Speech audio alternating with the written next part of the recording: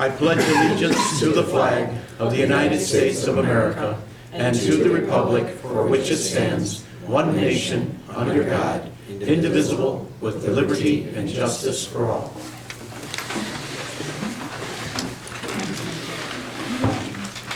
Everyone's here. Okay, this portion of the meeting is for the tax levy. Is there any public comment?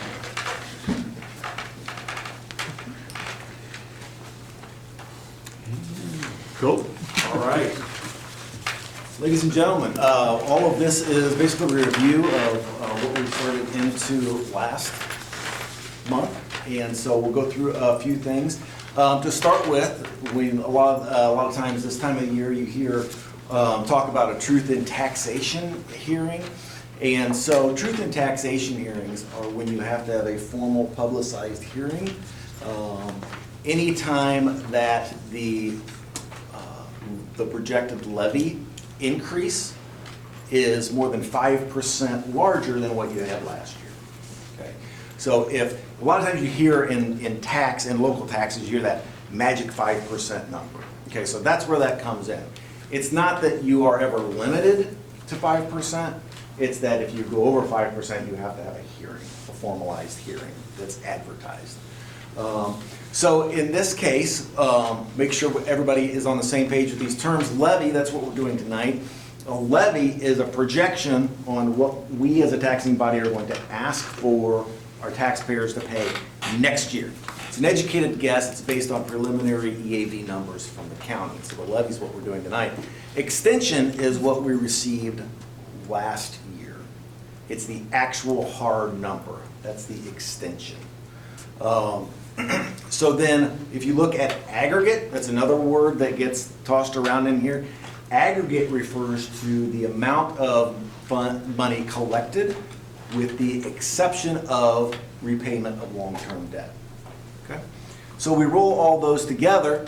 For example, District X has a total tax rate of $5, but $1 of this total is used to pay off old construction.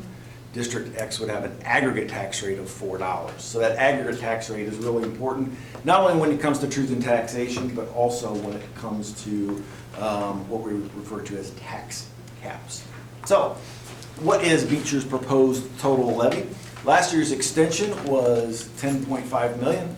This year's total levy, not quite 10.8. We're looking at, in the total levy over extension, we're looking at a 2.5% increase. So is this 2.5 figure the one used to determine whether or not you have to have a formal truth in taxation hearing?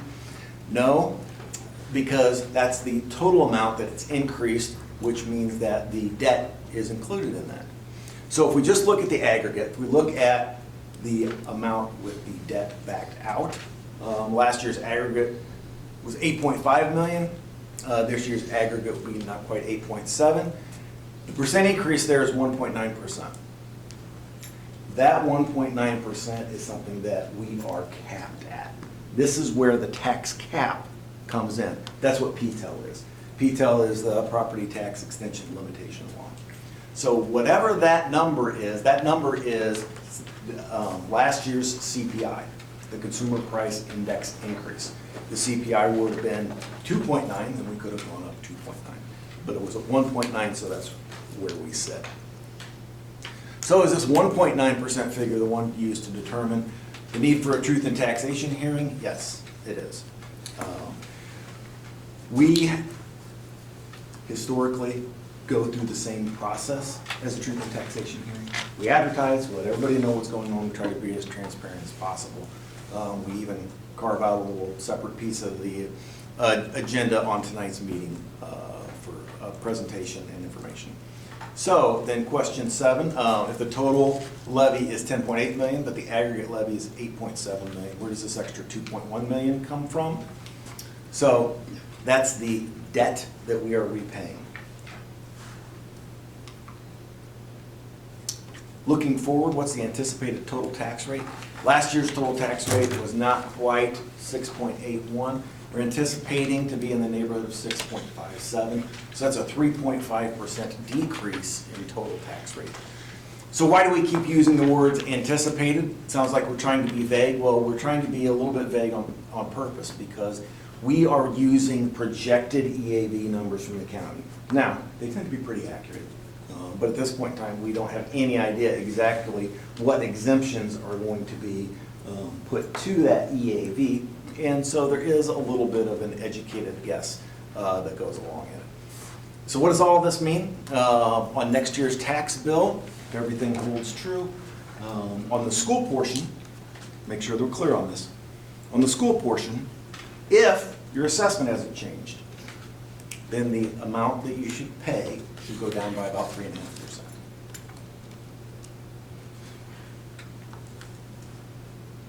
Questions?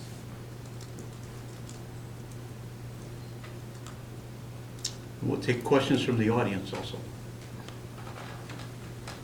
Are you going to discuss the changes you made in the certificate of tax levy and why you made those changes from last month? So the, if you look at the total hasn't changed at all.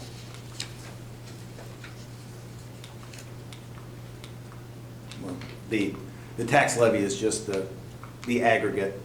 So it's still the 8.677 million. As we went through, as I went through, we needed to have, looking at what our future needs are going to be, $50,000 moved over here, $80,000 moved over here, to try to make the funds work out and balance moving forward.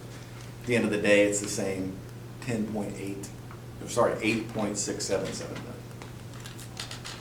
But you took out 263,000 less for education and 328,000 less for operations and maintenance, and then put 328,000 more in transportation. What was that from last month? Sure, just to try to keep the transportation fund balances healthier than what they have been. So to remove it from education to transportation to keep it balanced? So at the end of the day, it's a single pile of money. We can move money and take money wherever we want.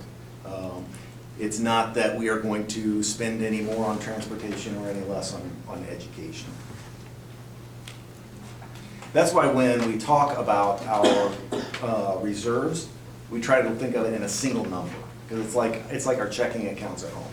It's a single number, even though we might have some earmarked to pay a mortgage, some earmarked for a car payment. It's one lump sum.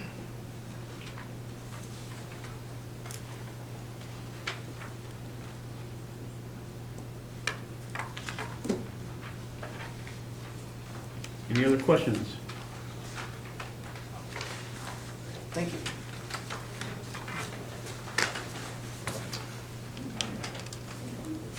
Entertain a motion to adjourn this portion of the meeting. So move. Second. Weissel? Yes. Duchess? Yes. Hernandez? Yes. Pappas? Yes. Masurek? Yes. Goldberg? Yes. Herman? Yes. Motion carried. All right. And we'll call the second meeting to order at 7:09.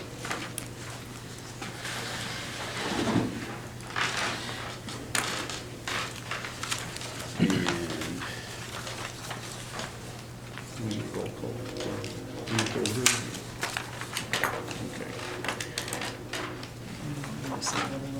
Okay. And note that everyone is present.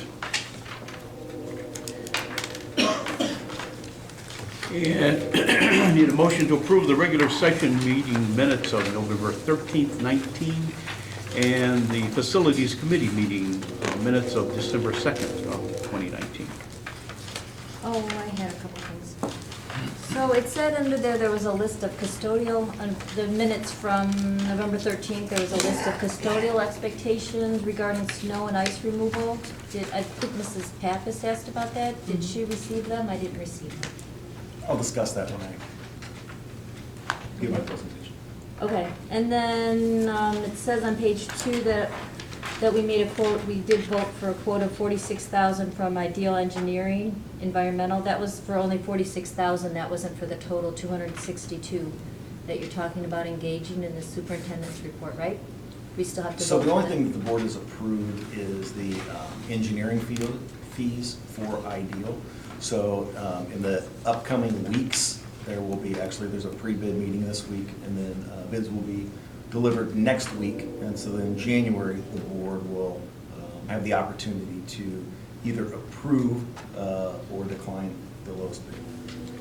And just for, because we know the audio was out in the last couple meetings, how did we end up with that idea? Did we bid those? How did we end up with that again? Can you please? How do we end up with what? How we end up with Ideal and BLDD? If you could just, one more time, explain to me, because I'm a little confused, because I mean, Ms. Pappas, it was her idea to bring in the two bids, which I agreed with and 100%, but I don't believe we had two bids.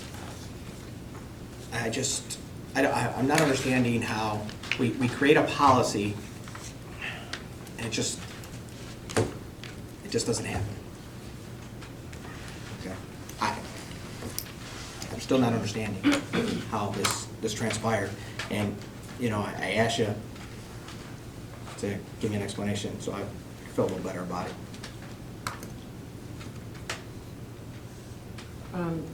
What was the policy as read for the increment, for the money? Two bids.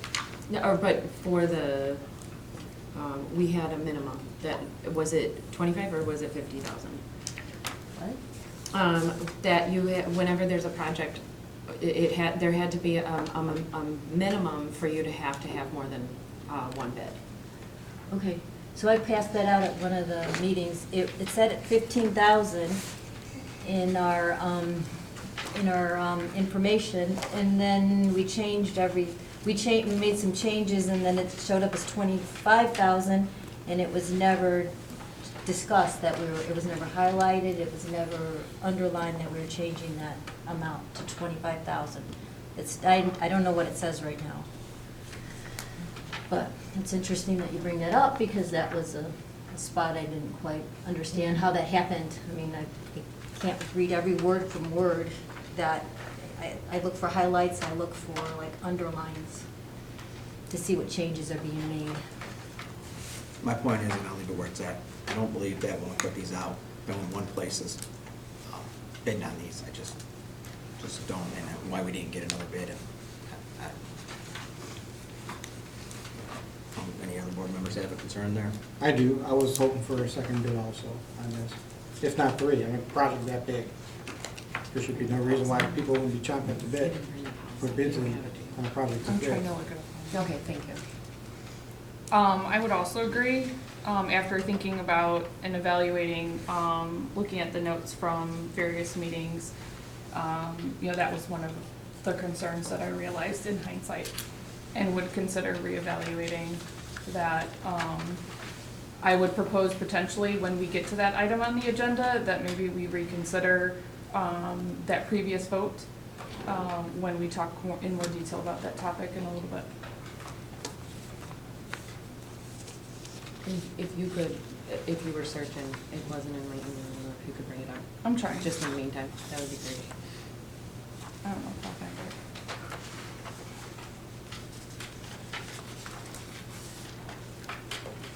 You're gonna bring it up. I can't hear you, It's Julie. still coming. She said she'd bring a reminder. Normally I have the big, I just have this. Okay, any other comments for the regular session meetings of November 13th? This is just a small thing. It says each member, it says, I didn't want anybody having misperceptions. It was said at the last meeting, each member was given a gift and a thank you has been placed. Can we just say a small token of, it was pretzels. I don't want it to sound like we're like compensated sitting up here. That's how I read it, and I don't know. Can we just say a small token of appreciation as opposed to, I don't want anybody to think that we're getting any compensation for being here at all. So does anybody have any comments about that, or do you just want it to, it was given a gift? Can I just say small token of appreciation? It's fine with me. It's fine. Okay. Pretzels were good, though. Yeah, they were. They were coated in, you know what, I mean, when it says a gift, they're like, oh, is it $100 or what? No, it's pretzels. Go ahead and amend. But thank you. amend it. Thank you very much. Any other That's comments? all. Need a motion to approve the amended regular session meeting minutes of November 13th and Facilities Committee meeting minutes of December 2nd. So moved. Second. Lucius, Yes. Hernandez, Yes. Pappas. Yes. Mazer. Yes. Goldberg. Yes. Herman. Yes. Weissel. Yes. Motion carried. I need approval of the December of 2019 expenses, and you have some additional in your packet. So moved.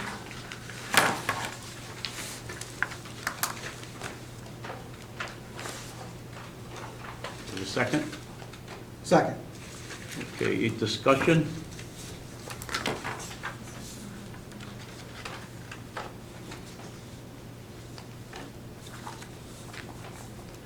I did have a question, because I noticed there was another late fee on there. Is there any way you could ask them, because I know that there's times like you could call the company and ask them if you could change the due date? Try Many it. times. we Okay, try. all right, just thought, We'll keep trying too, I Okay, promise, yeah. we will. no problem, They just won't budge. all right. And when we have a late board meeting, it's Absolutely. it's tough, yeah. Any other question on the December bills? It's been motioned and seconded? Okay. Hernandez, Yes. Pappas, Yes. Mazer, Yes. Goldberg, Yes. Herman, Yes. Weissel, Yes. Lucius, Yes. motion carried. Mike, you're up. All right. Balance in the super now account at First Community Bank at the end of November was $92,407.27. Outstanding checks on November 30th total $19,994.91, leaving an adjusted bank balance at month end at $72,412.36. The lunch program balance was $40,721.74. Impressed fund $5,000, leaving the total balance $118,134.10. The investment balances at the end of November were $14,390,307.28, leaving the balance in all funds at the end of November at $14,508,441.38. In November, we had receipts of $778,810.25. Expenses were $1,106,250.52. The individual account balances, the education fund, $8,037,239.12. Building fund, $2,237,683.56. Bond and interest, -$31,098.58. Transportation fund, $1,354,695.50. IMRF, $16,072.83. Working cash, $2,428,888.39. Tort fund balance, $160,755.61. And life safety ended at $304,204.95. We earned interest in November of $588.64. That rate did drop in November from 2% to 1.65. The state made several distributions in November. State aid, $170,847.66. School lunch program, $12,465.87. Special milk, $4.93. And special ed orphanage, $51,991.87. And we had one real estate distribution for $110,193.82. Fund balances are in your packet. Thank you, Mike. Any questions?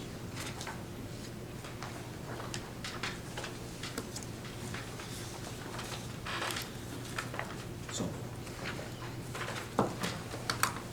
Second? Second.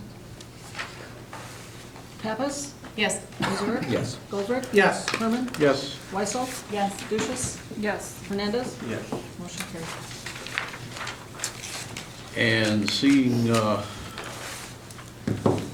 notes that anyone wants to speak, we'll go to Mr. Meyer.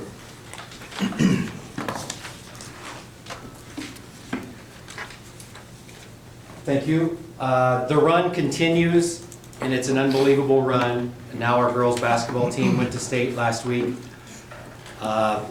Ran into a juggernaut on Saturday, but besides that, it was a great experience.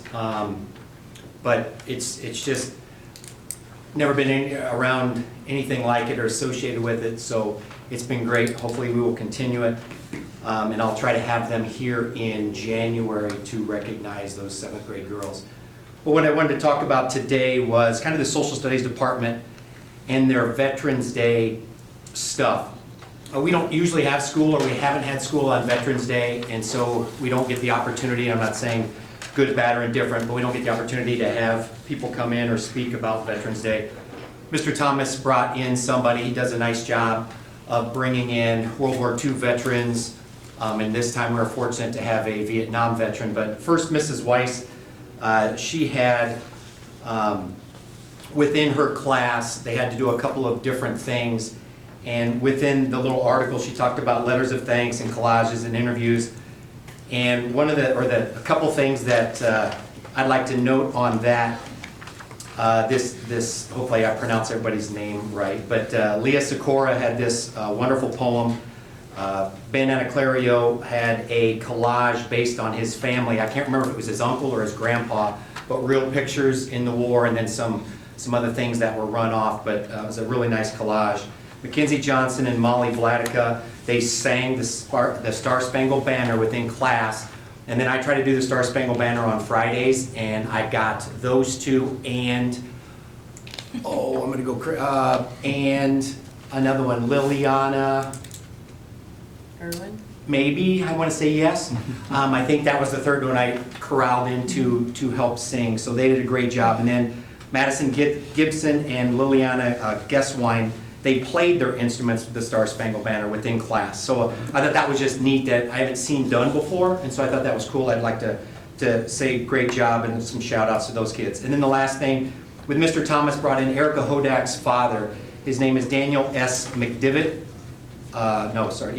McDevitt. Lieutenant Commander of the U.S. Navy. He's retired. And some of the things we talked about a couple months ago, those soft skills that are needed in society, and he kind of touched on those, which I thought was really, really neat.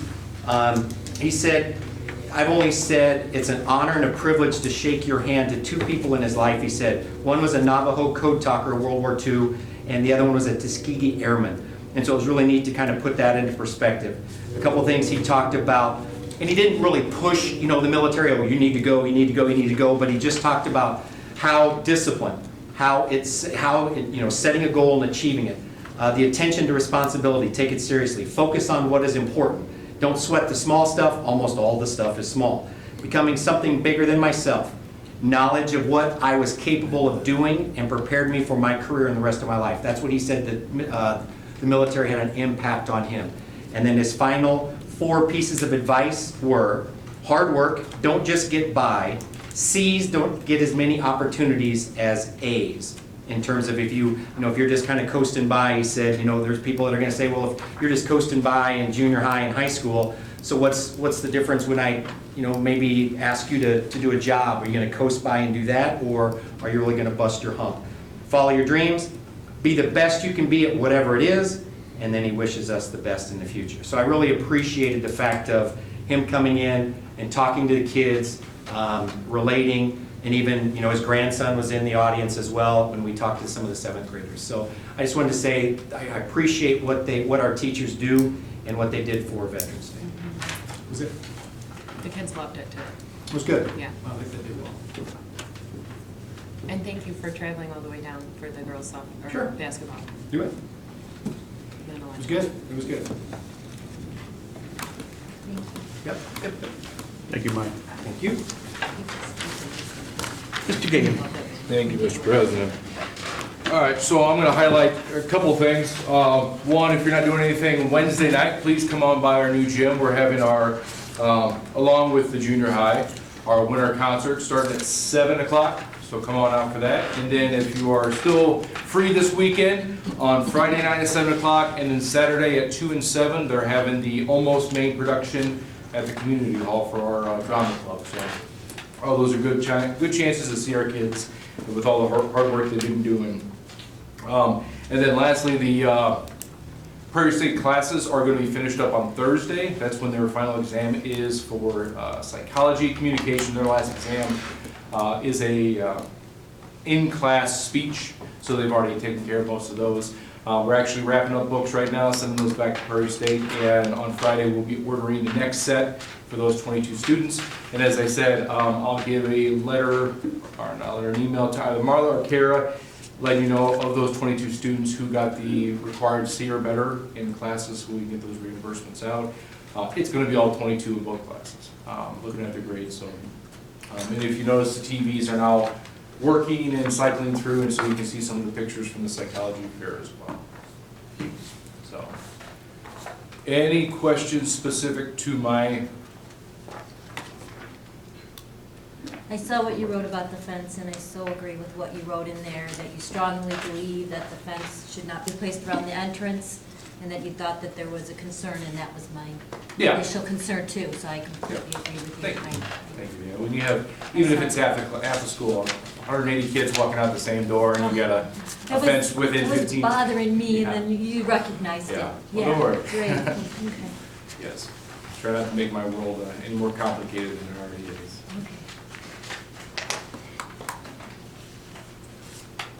Okay. Thank you. Do you want to read Mrs. Black's into, or just note that? Yeah, unfortunately, Mrs. Black is dealing with a family issue, so she couldn't be here tonight. So just please read into her report. If you have any questions, anything, clarifications, shoot me an email and we'll get those answers. As we continue to set up a rotation, as I've said before, say it again, rotations are important. Tonight we have Mr. Sarsney is here to have a quick presentation for the Board of Education as high school counselor. So, Mr. Sarsney, you're up. Thank you. Appreciate it. Thanks, Mike. Good evening.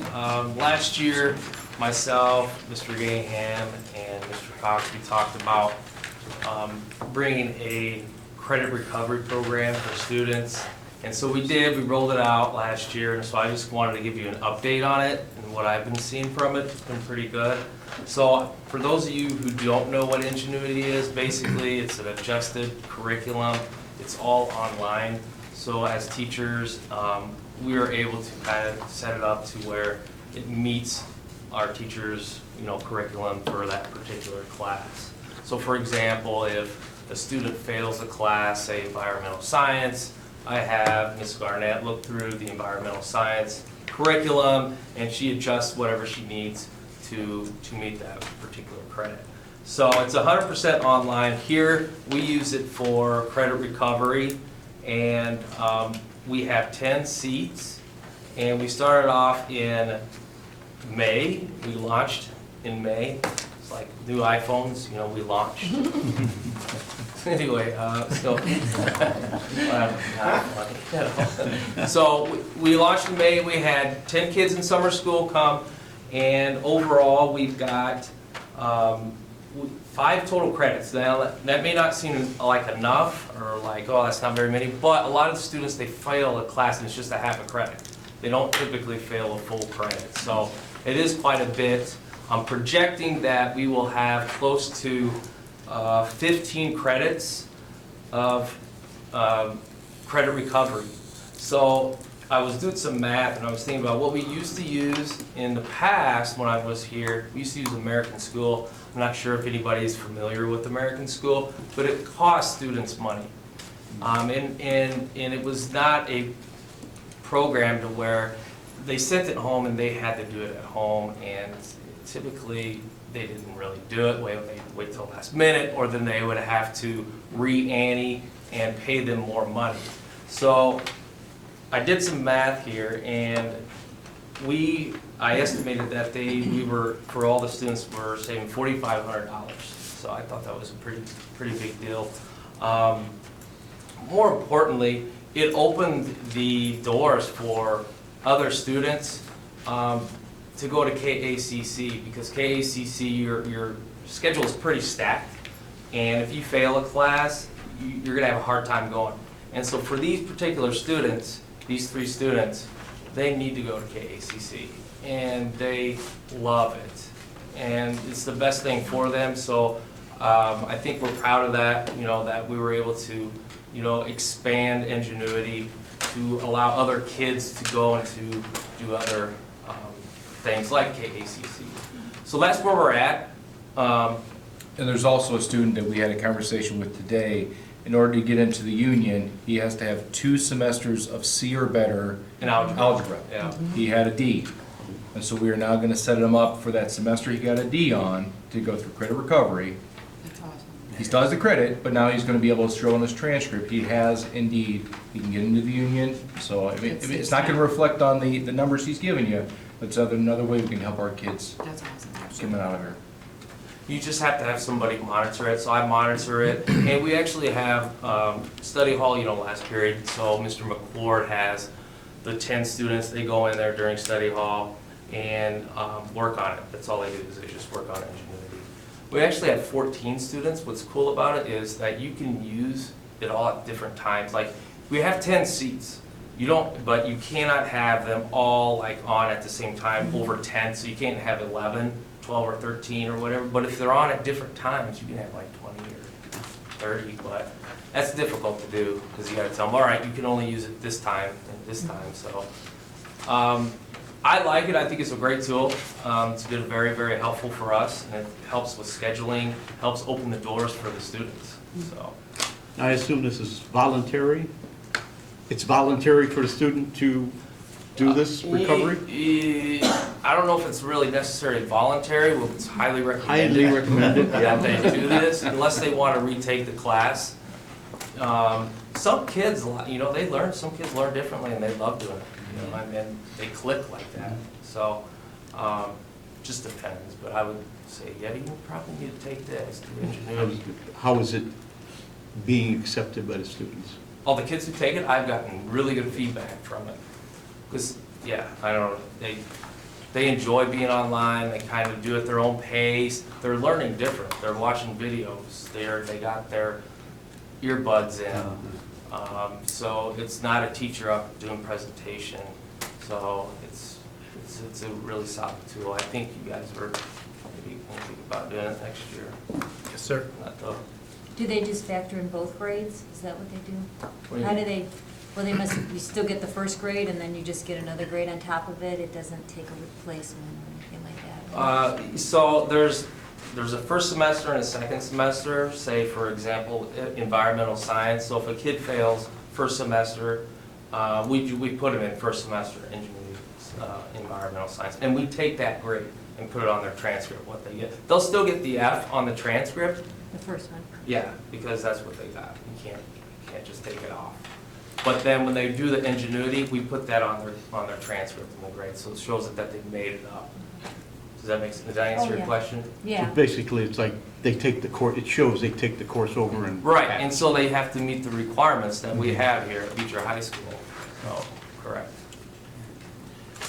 Thank you, Mr. Gam for Prairie State and Mr. Cox, and for the outlook, I think it helping the students, not keeping them behind in their. It's really gonna help the graduate. So graduation. thank you, guys, thank you. Yeah, it'll help the graduation rate, for sure. That's a great. Thank you. One thing else I wanted to talk to you guys about, I think that would really benefit our staff, or more importantly, our students, is I have my counseling room. I don't know if you guys know this or not. My counseling room is connected to the conference room, so it's actually in one room. So I've run into some issues in the past to where I don't know if you guys, whoever's in schools, like, yeah, I have so many meetings, IEP meetings, 504 meetings, SEL meetings, leadership meetings, all these meetings, I would say at least 2 to 5 meetings throughout the week in my office, which is no big deal. I've learned to adjust with it the past 7 years, but I've noticed that sometimes, you know, students, they walk by and they see my door shut and there's a meeting going on, they really have nowhere to go. So it's kind of an issue, like, you know, what are they gonna do, where are they gonna go? And for example, today, I was on the phone, I had a parent phone call, and there was a meeting that was getting ready, it was supposed to start at 9, but I had a very important phone call, and I didn't want him to start. I was like, I was telling him, keep it down, you know? And it's kind of, you know, I hope they didn't hear me. And then I had the parent was getting ready to walk in. I was like, oh, no. And so I had the parent wait outside. And that's just, not just for the students, it's also for the parents and for us. Like having a conference room with the phone would be awesome, because they use my phone for the conference. What do you do when that happens and you have a student in crisis? You just gotta figure it out. You- I have to hop off and take her, go somewhere else. And, okay. It's happened before to where they've gotten up out of the meeting and they have to go to a classroom, but classrooms are full, so. Yeah. That could happen. I mean, that's very, very possible. So, I don't know, I just wanted to bring that up. They just need somewhere, like a safe place to go. And I really didn't think about, like, when my door shut, I didn't even think about the kids who probably see my door shut and they don't even knock because, oh crap. Because there's a meeting going on, you know, in my office, so they need somewhere to go. And Mrs. Rojas is not here 5 days a week. I don't know if you guys know that. She's only here 3 days a week, so. Anyway, Yes. that's all I want to bring. Thank you. Any other questions for Mr. Sarsing? Thanks, Thank you. appreciate it. Thank you. Thank you, Mr. Sarsing.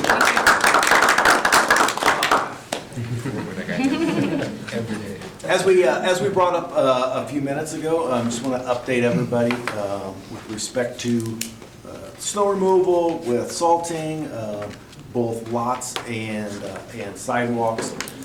Feel that we have a good plan in place moving forward with respect to snow removal and salting for sidewalks. There'll be a custodian responsible for those duties in each one of the buildings. And so we've got a plan with that. We've also had a really good meeting with Scott Lang, who's going to be doing the snow removal and the salting. And so feel that we have a real good plan. He's somebody who literally lives across the street, somebody who's going to have a vested interest in our success and really be as efficient as possible in the process. There are a couple of things that we've had the opportunity to talk about internally that are just kind of facts of life. That we do have spots in our lots, especially where we have potholes or low spots, and so as we have a snow or ice event, and then we have a freeze and thaw, and then water collects, and so we have basically puddles that freeze and unfreeze and freeze and unfreeze, and so we do have some spots in our drives that are very, very problematic. But we talked about that and talked about getting some extra salt on things. Actually, I think it's going to make things a little more straightforward this year, since actually we don't have a work truck. Our work truck is in very poor repair, and so right now we actually really lack the ability to do any salting or minor snow removal. So I think that'll take some of the gray area out, and we've had that conversation with Lang, and so they're going to do a nice job taking care of this. Did you set up any time periods of when, like, for snow removal it'll be done by? I don't want to see any, staff arriving or. Sure, and so, I mean, students. snow it tends to be a very fluid Of course. situation, right? And so it's not normal that, it stops snowing at midnight and then clears up. And so in those instances, as soon as the event stops, then Lang will come in to do their work, and far in advance in the morning before school opens, our custodians will clear the walks so they can get some salt down so it has time to work. Do you have like a time expectation that, like, at least set the expectation, so then that we know that by 7:30 or 7:15, that like junior high is done in high school and then. So on a typical, once again, I'm gonna put that in Yeah. quotes because there's no such thing as typical snowfall. On a typical snowfall, all of our lots would be cleared and salted if need be by 6 a.m. Okay. So, And was all of that put into, not only the clarity around the time expectations, but was all of that put into writing, one with Lang and/or the custodians? so we've had those conversations, we haven't put those things in writing. Is that your intent? My intent is we've had those conversations, we have very clear expectations with both custodians and with Lang, and so if those aren't met, then we'll revisit it. Isn't there a little saying, if it's not in writing, it didn't happen? Just asking.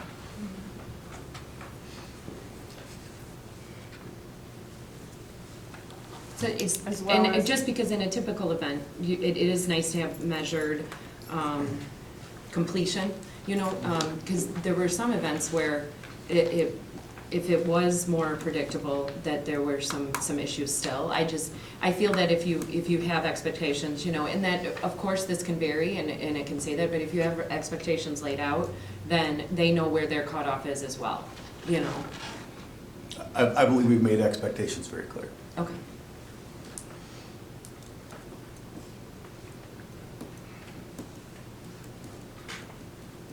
And so what do we do in a situation then if expectations aren't in writing?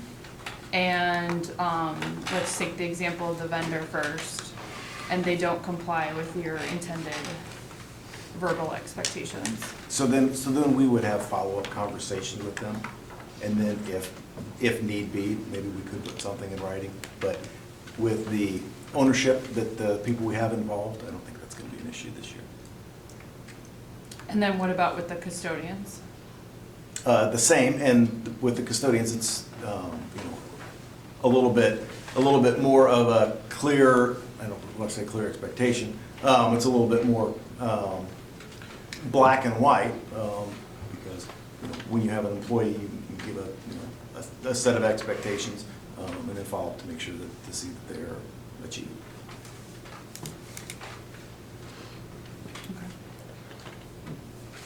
I think what I'm hearing is that they would rather have it in writing. And so is that a possibility, or you're just good with what you got?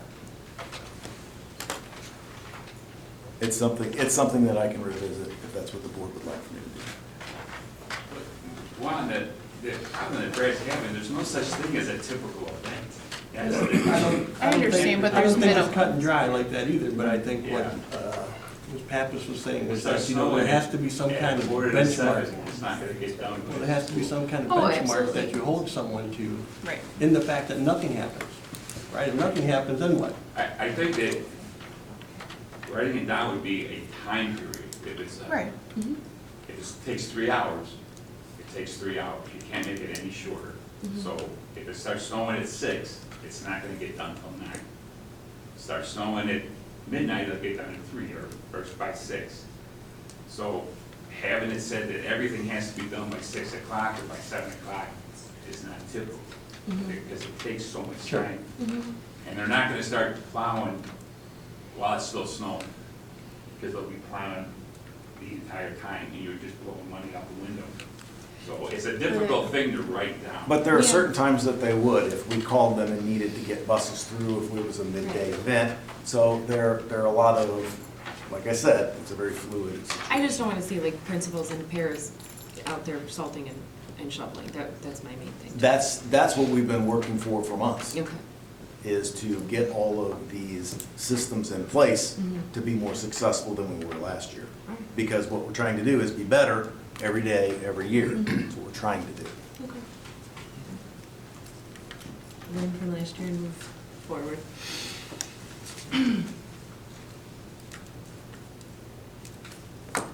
Other questions? Thank you much.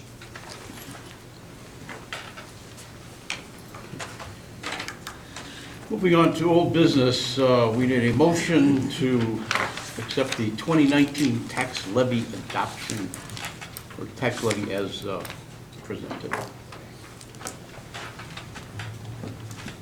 So moved. Do you have a question first? I can ask it now, or I guess. Okay, go ahead. My question is in the difference in the details in the presentation, to note, and maybe you could point me to it, but you had in the presentation an $8.677 million number, and I believe what we approved was 8.675 rounded. So is there something that I'm missing or not looking at right? It's whatever I just rounded, so if I, thank you. Yeah, the number that I have is 8.674618. 1.8, okay. So if I misrounded by 1,000, my presentation will be No worries. Well, the actual certificate of levy does Right. indicate that figure. Agreed, and that's just what, yeah, that's the number I know in my head, right. Thank you. And so, yes, I still second. Or, sorry. Yeah, you motion. So- Your motion, I need a second. Yeah. Second. I'm still not just sure why we changed the numbers.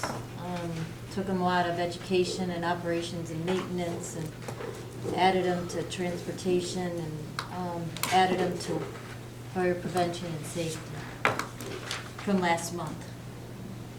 So, Yeah, just a little baffled by that. I still don't say take any money from education, and you know what has brought to my attention from the finance. I just don't understand it. I know you say you can move numbers around, but from education, I mean, I know we can move it back, but it doesn't look good. And then with all the salaries and the new salaries and all of the increases and costs in that area, I don't know why we moved that back, why we took that out. It's only one source of our revenues as well. Yes, this doesn't So it's affect not- the levy, so that's a different conversation. Yes, it does. We're voting on this levy that talks about how much we're putting into each account. So instead of, in November, we were gonna put 950,000 in education, and now we're putting 5,898,011 in education fund. And we took money out of operations and maintenance of $328,000. And we have so many operation and maintenance. I'm needs. assuming that was tweaking it. Would you care to? I already did, but I'll repeat myself. So what we're trying to do is we're trying to make sure that the levy is not only in compliance with statute and practice, but we're also trying to make sure that as we put those local property taxes into those specific funds, we try to make sure that we have positive fund balances, that we are looking at what possible expenditures might be moving forward. We also look at how all of the other revenues, and obviously this is the primary one, but we also look at how all of the other revenues hit when they're hitting and how they reach our accounts. And so this does not change by a nickel how much money we're going to collect. It doesn't change by a nickel how much money that we can spend on anything from, what was my phrase, buses to books to basketballs. So it doesn't change.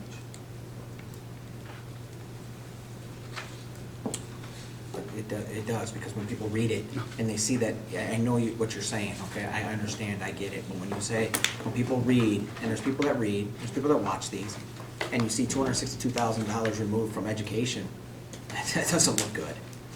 I mean, it just doesn't. To balance another area, I think we're in Beecher School District. I mean, We've got education. what, $6 or $8 million in reserves in the education fund? So I think anything that you would want to do educationally, we'd be able to find the funds. In addition, the amount could significantly vary if something went awry with the EAB. Like, this is not going to be the dollar for dollar that gets to our account next year either. But to move it, we should be at another conversation. Is that true? That's not gonna be the dollar that we're putting in the account? I mean, it has an exact amount there. I'm good, but I'm not that good. Yeah, you have to calculate an exact amount to put in there. However, this again is all based on the estimated EAV process, which we don't know what that answer is until next year.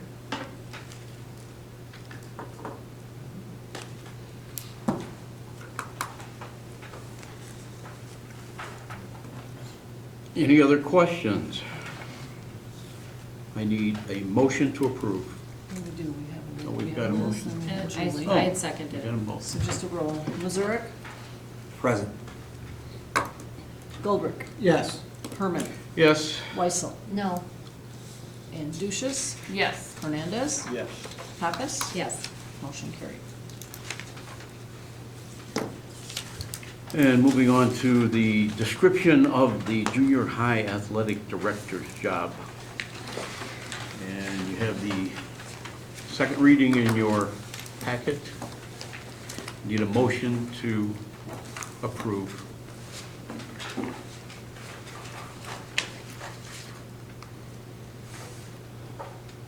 So moved. Second.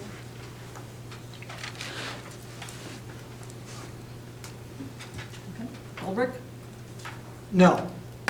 Hernandez, I'm sorry, Herman, Yes. Weissel, Yes.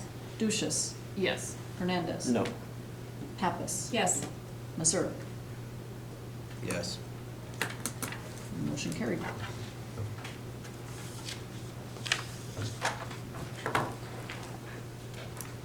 And what is this school finance item? Yeah, so just an opportunity to have some discussion. I know that, I think it will be fair to say that school finance dominated quite a bit of our last building and ground committee meeting.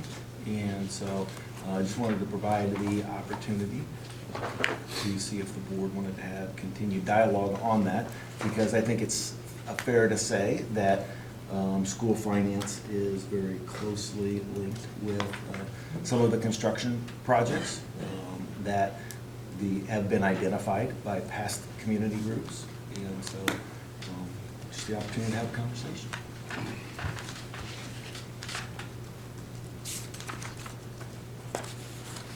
I would recommend to the other committees, and that would mean for any committees, to being the chair of the finance committee, that if there are specific concerns or something that needs to be revisited, and maybe official decisions on that, that those leaders and or committee members reach out to myself, so that, and offer the open door policy to ask questions from my perspective on the finance committee, and also take items to the finance committee for discussion. So just wanted to offer that to the team, in case it wasn't known before. How is everything being, transportation, buses, this stuff is not, after we're getting all this stuff, it's not going to the finance committee? Correct. Well, I don't know that it needs to, but the finance committee is more than happy to consider those items, I think, in their own way, or offer their input. But I don't know that there's a channel for that that's happened in the past, and if we need one, I can tell you I'm no. just offering I've been here that. almost 5 years, and I say no, there's not a channel. Right, so if there needs to be a channel, then you need to discuss that and bring that up to me so that I can make that happen. And I'm here to support all of you, and I think the rest of the committee would say the same. In addition, I guess I did have some follow-ups. I know Mr. Cox, you included some items in the packet for our review. However, I also asked for some additional resources from the auditor, and don't know if there was a response there. I don't recall seeing that in your notes. Okay. I'll have to review that. Okay.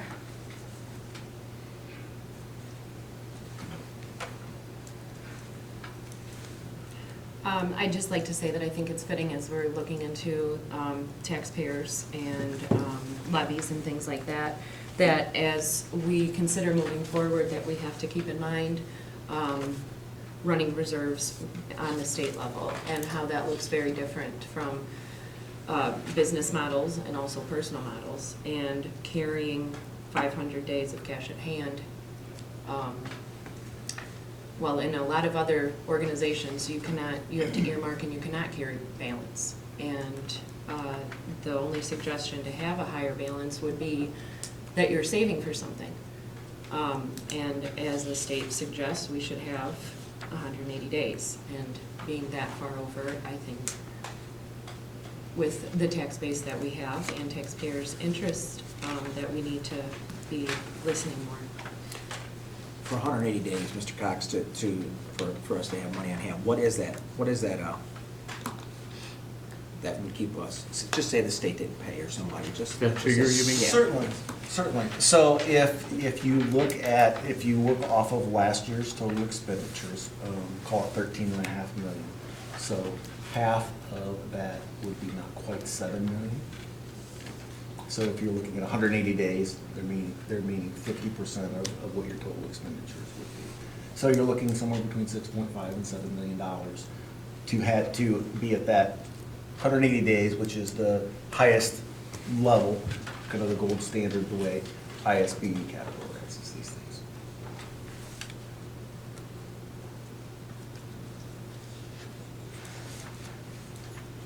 Thank you.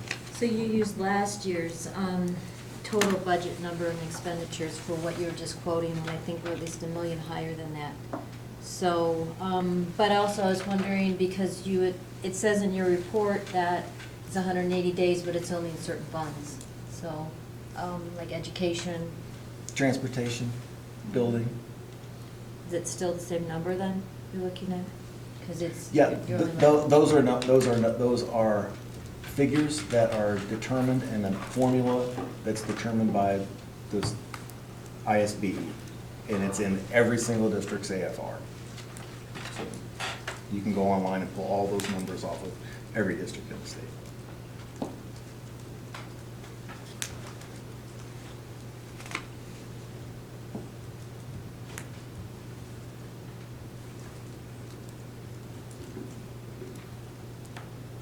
I just want to I think that we should keep the fixed costs in line with the revenue and expenditures, and then if we're gonna go into others and still,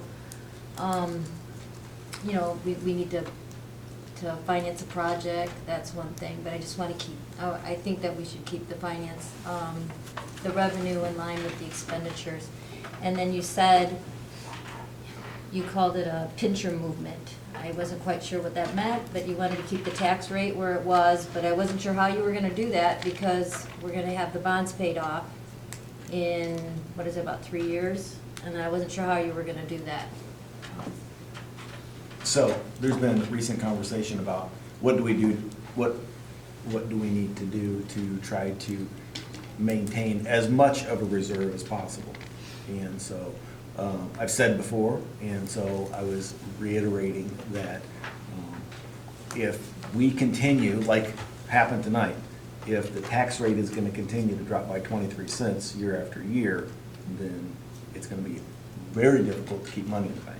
And so at some point in time in the near future, this board's going to have a conversation about what that looks like with respect to tax rate. That's a part of the conversation. The other part of the conversation is that as we start to get back up to speed in certain areas, then our normal spending will decrease in those areas. And so those two things combined, obviously, will both have a very positive effect on the bottom line. Except the numbers have gone so much in fixed costs that I'd shown in the personnel. I don't know how those are gonna come back down. So as long as they're consistent with like the revenue, that makes sense to me. But once the fixed costs go above the revenue, I think that we're in a little bit more of a precarious situation.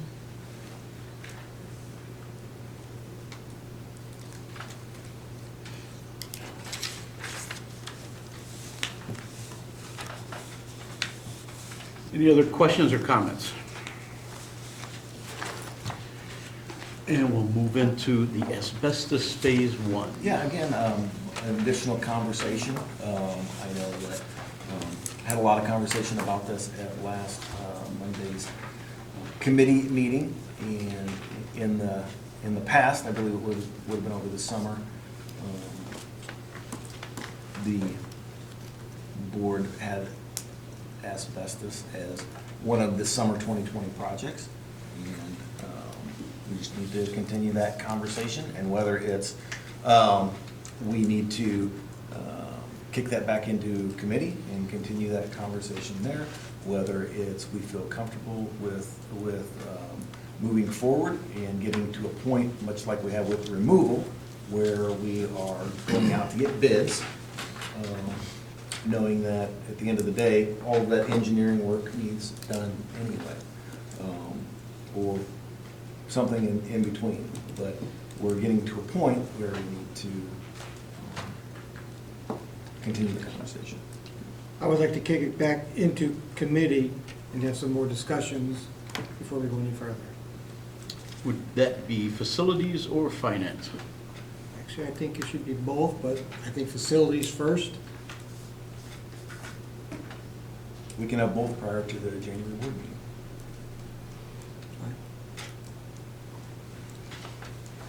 Agreeable? Sure, because I think we only have like one bid on this, Yeah. BDLL. Idea is the only bid that we have right now. And then we have, And I'd like to see more bids. So just to be clear, we're in the process right now of actually gathering bids for the asbestos removal. Idea is. Idea is correct. Okay. I was hoping we could have more than just idea as the bid. That was my whole thing. Idea was the only one that was brought to us saying, this is who we're gonna use. Yep. They will go out and get bids. I was hoping there was other people that would have the same option of being the general contractor and getting bids also. So this person isn't even a general contractor, okay? So Ideal is, they're the environmental engineering firm that's going to come in, they're gonna write the specs. I understand 100% Bid process. who Idea is. I understand who they are. I was asking for somebody else, though, to have the same opportunity and have some bids that they're doing. For the environmental study? and- Correct. Right, I It's agree not with, the general is I the understand. contractor. I agree with Paul. It's just that, Mr. Cox is nothing, nothing towards anybody or any one person or company or anything. It's just, I'm only seeing one bid on these things, and I know there's people that look in the newspapers that, they do it, and I mean, I know it was brought up that, we know this, experience with them. I mean, I don't think anybody is gonna come here and try to do a job. I hope we're vetting them very well to do that job, that's gonna come in here and do a bad job, because, I think, their license is at stake, so. I don't want you to think that we're going after the company, it's just the bids, it's just, I wanna see more bids. Sure. And I've said this before, I'll say it again, the last time I say it. If you're going to go down a road where you're gonna spend hundreds of thousands or millions of dollars, is what we've talked about for next summer, has 7 figures to it. The trust of who you have doing that is hugely important, not only with quality, but also with the final product. And if that's a process, figuring out who you're gonna put your trust in, if that's a process that this board wants to have to the lowest bidder, then that's exactly what we'll do. And we'll open that up for bids, and we'll move forward that way. And if that's the decision of the board. I'd like to do that, because Somebody make a motion.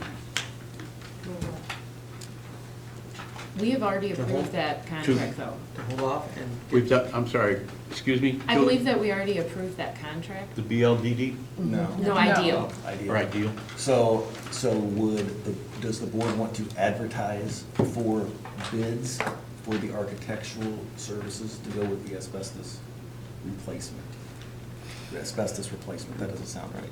Removal and, I whatever. just think that idea of shutting out drills right now, and just, that's the only one we have. What work has Ideal performed already since the bidding process would go out? So I they, believe next week, you so said? they've been on site, they've written all the specs. There is a pre-bid meeting this week. Bid openings are next week.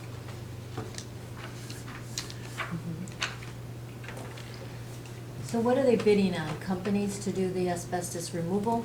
Is that what they're? That's correct. They run the entire formal bidding process. They're asking companies to bid on the project, and they're reviewing it, making sure that they meet the specifications and can handle the job. So they're the middleman, and they They're hire a the company to do middleman, the job, exactly. right? So you're telling me right now, we are definitely locked into idea with moving forward with bids? We are definitely locked in with that. I believe so. I mean, the board approved that with the last meeting. We moved forward with it. They've already done a considerable amount of work. And at our facilities meeting, we didn't kind of say we wanted to take a breather and get other options, or maybe even, you know, just different things of other things besides going out with this full project right now. Which is why we're having the conversation. Because the full board is on record as wanting to have this started this upcoming summer. And so I want to make sure that we provide the opportunity to have that conversation to see if that's still the intent. Well, my opinion is, I think idea somehow was kind of snuck in here, and that's who we're using, it was kind of shoved down our throat, and that's where we're at. So with all due respect, we had this exact same conversation in open session. And so all of these concerns were raised, I made these exact same points. And so at that point in time, the board felt that, no, that was something that they wanted to have to the lowest bidder instead of somebody that had already been on our campus and had already started to earn that trust. How do you vote on an asbestos project, okay? No, I'm not speaking for the board, I'm speaking for me. How do you vote, though, when you come to us and say, we have to get this asbestos done, right? And then you have one person, and I think somebody had brought it up to me, I don't want to say a name, but they said, hey, you were right, there should have been more bids. How do you vote no to that on such an important, something that's health-wise? I'm just curious, Mr. Cox, and I'm just asking the question. I don't, what is, I'm sorry. The question is this idea was brought to us, okay? And I think I brought up a question in that meeting. You know, how can I vote no for something that's asbestos-wise, which our children are in here, I have a daughter in the school, but how do I vote no, right? And then it looks like that I'm voting no against this, removing the asbestos. I just said there should have been two bids. If there was two bids, there would have been no problems here, and I think this would have been smooth sailing. I don't think anybody would have had any issues. That's just my opinion. I'm not speaking for the board, I'm speaking for me.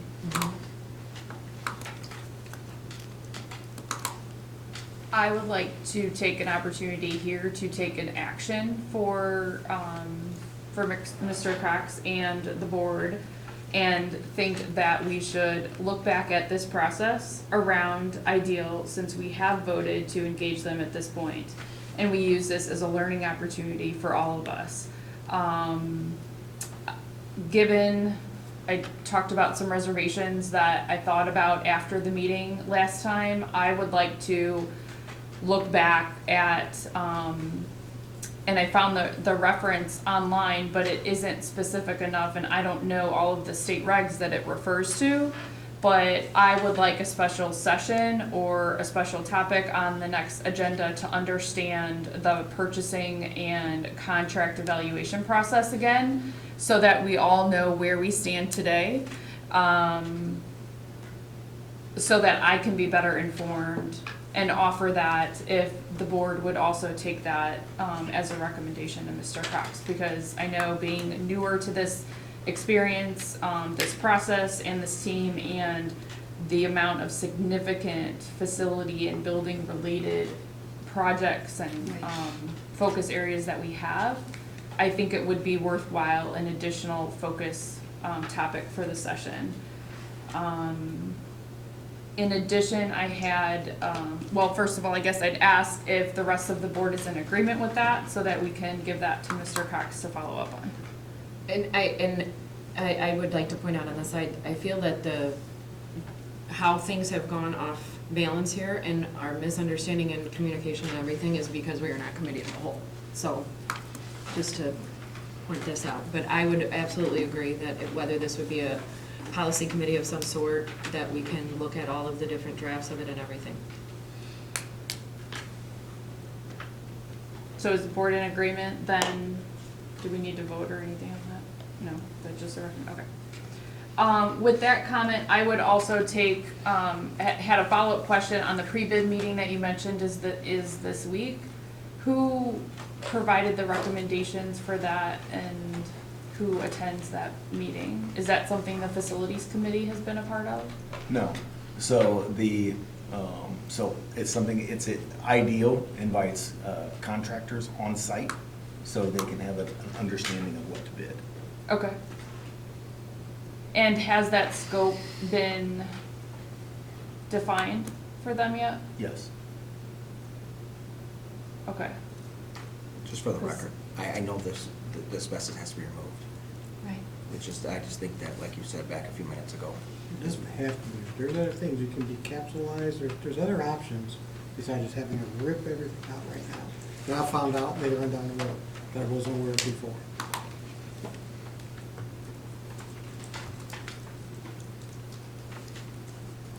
Just a side question, does Ideal do also estimates for other, like Mr. Goldrick just said, do they do other ideas for containing, for other options than abatement? So if you're talking about containment, we wouldn't need to, I don't think we would need to engage an engineering firm for that. Okay. And these are things I want to talk more about in our next meeting. More options. So I think we need to go to the big picture. When we started talking about asbestos, we weren't talking about removing it basically because it's a hazard right now. Asbestos is not a hazard unless it's disrupted. We've all lived with asbestos forever. We talked about it, yes, it would be a health issue maybe down the road that we're preventing, but we were also removing it so that way we could do some building projects, because you have to disturb the asbestos to do building projects. And I think that's how we kind of got on it. And I think we kind of got off track because we don't have a bigger picture of the entire project. You know, you do a little piece here, a little piece there, a little piece here, and all of a sudden now you look at the finances and we're over budget, way over budget. And why do we have to go another $1 million for phase one over budget with no plan on putting it back? And really, is phase one really going to get us what we really wanted in the beginning? Because there's still a second phase to this project that people are forgetting. And a third. And a third, exactly. And to piggyback on that, when Ideal came in, did they test to make sure that this is hot, that this is, and it is? That it is what? Hot, if it's, Contains asbestos. Oh, But they But were also Oh. able to identify areas that didn't. So then they were able to subtract those areas from the actual bid, which at the end of the day saves money. and phase 1, 2, and 3 are hot, is that correct?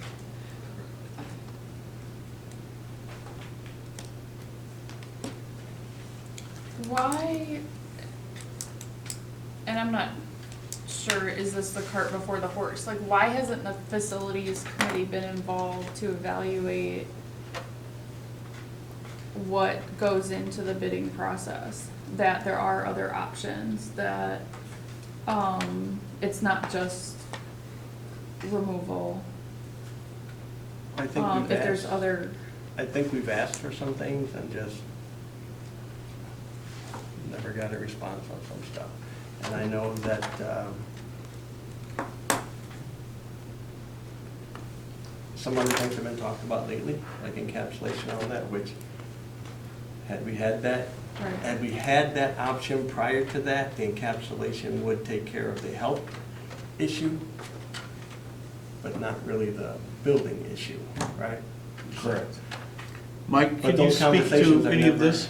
Those conversations have never been had. Well, encapsulation is as simple as there's asbestos under this carpet here. Right. And that, if this was a problem, if it was friable material, which means that the material flies in the air, dust particles in the air, then it's a hazard. If it's not friable, like the hallway out, right outside the door, we encapsulate that every year by putting wax on it. We wax it, and it keeps it from being non-friable. So when it's non-friable, as if there was a construction project and that floor had to be cut up. So before the floor could be cut up, it would have to be abated first because it would make it friable, because you're saw cutting into the floor. So long as it's not disturbed and it's maintained well, there's nothing wrong with asbestos. It'll last for hundreds of years. We have more of an issue with the ceiling than we do with the floor. The ceilings in the freshman hallway here is asbestos, as well as when we had the window project. There was asbestos in the putty of the windows. We had to get that abated. So there was a company that came in, they did air testing, they took the glass out, they put it into a special landfill, and then we put the new windows in. And it was only because we were removing it is what made it a problem. If we weren't removing it, it's not a problem. The ceilings, because we've had roof leaks, especially with the old foam roofs that we've had over the last 30 years, they developed leaks that you can't really detect, and that water was migrating through to the ceiling, and it caused the ceiling to release, in some areas, friable asbestos. If the roof doesn't leak, we're not going to have that asbestos problem. So, and I've said this for so many times over and over, the roofs are so important, and it helps everything down below. If you have a good roof, everything below it is going to be good. So you keep the roofs from leaking, we're not going to have a problem with the ceilings. So it's a good idea to get rid of asbestos in a perfect world. Yeah, it's a great idea. That's great. It's not a hazard, it's not an everyday hazard, right? If it's taken care of, it's not an everyday hazard. Thank you, Mike. What I'm hearing is I think we need to table this and kick it back to the Facilities Committee. We will also have Finance Committee meeting between now and the next meeting. Okay? Done? Thank you. And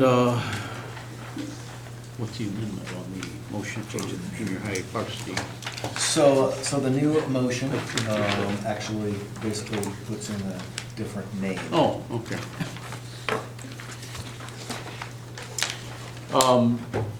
We need a motion to amend the November 13th, 19 motion to employ Jeffrey Horst as high school junior varsity coach, not Ross Madden. It was just a mistake. There was an error there, I believe. Right, it wasn't, nobody did anything wrong. No, No. we apologize. Our mistake. So moved. Second. Okay, Weissel, Yes. Duchess, Yes. Hernandez, Pappas. Yes. Missouri. Yes. Goldberg. Yes. Herman. Yes. Motion carried. And new business, we need, oh, do we need an executive? We do. Okay, we need a motion to go into executive session. So moved. Second. Duchess, Yes. Hernandez, Yes. Pappas. Yes. Missouri. Holbert, Yes. Herman, Yes, Weissel, Yes. motion carried. thank you all.